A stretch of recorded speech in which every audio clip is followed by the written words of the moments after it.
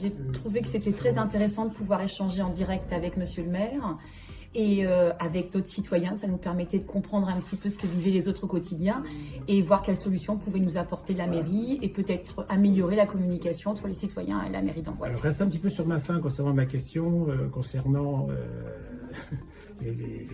la taxe, enfin l'allègement de la taxe sur les fonciers bâtis. Et j'ai appris effectivement que c'était 135 000 € par an.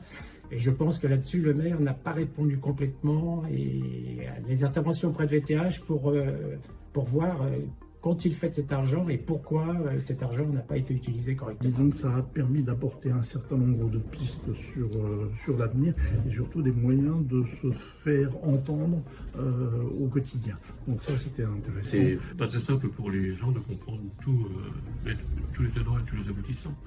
Si on parle de voirie, par exemple, entre qui intervient, est-ce que c'est la ville, est-ce que c'est le département, est-ce que c'est... Globalement, le millefeuille administratif, c'est aussi là, c'est tous les... arriver à savoir à qui vraiment s'adresser. Là, c'était intéressant et ça demande quelques points de vue. C'est un très bel exercice de style, vraiment. Parce que je pense qu'on se doit d'être au quotidien proche des habitants et des Amboisiens. Et nous le sommes très régulièrement, et moi je les vois très régulièrement.